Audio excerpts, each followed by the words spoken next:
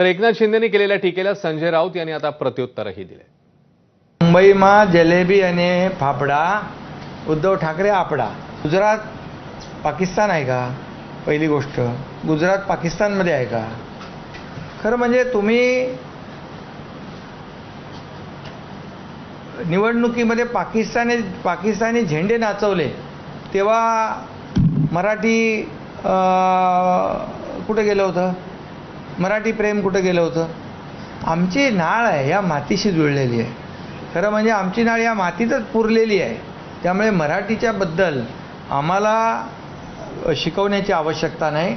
अमित शहांचा उमेदवारी अर्ज भरताना त्यांनी उद्धव ठाकरे यांच्यासाठी अहमदाबादला पायघड्या घातल्या होत्या। अमित शहाने आपको आना ही पडेगा, आपको आना ही पडेगा। त्यावेळच्या सभेमध्ये गुजरातच्या सभेत बोलले जय गुजरात, महाराष्ट्रात नाही बोललेत। मी जे म्हणतो नाही बिंडोक लोक आहेत ते त्यासाठीच म्हणतो। एकनाथ शिंदेंच्या वक्तव्यानंतर विरोधकांनी त्यांना जोरदार लक्ष केलं। सुषमा अंधारे, जितेंद्र आव्हाड आणि नाना पटोलेंनी हल्लाबोल केलाय। आपण महाराष्ट्र राज्याचे मुख्यमंत्री होतो आणि आता उपमुख्यमंत्री आहोत,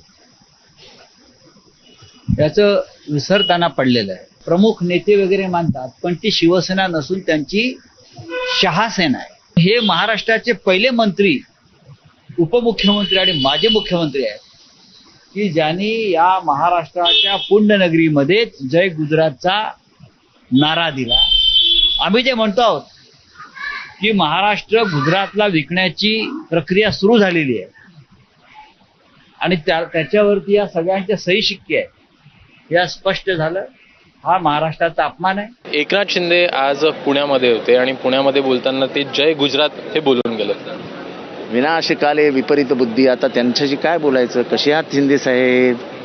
का केम छो शिंदे साहेब असं बोलायचं का? एकीकडे जय गुजरात नारा देण्यामध्ये सुद्धा हे मागं पडत नाही। याचं हे तोंडी जे वास्तविकता जी आहे या सरकारची ती याच्यातून स्पष्ट झालेली आहे आणि म्हणून महाराष्ट्राच्या भूमीवर जो कोणी येत असेल, नुसतं महाराष्ट्राचाच नाही तर प्रधानमंत्री पण आले तरी त्यांनी या ठिकाणी येऊन जय महाराष्ट्रच म्हणला पाहिजे।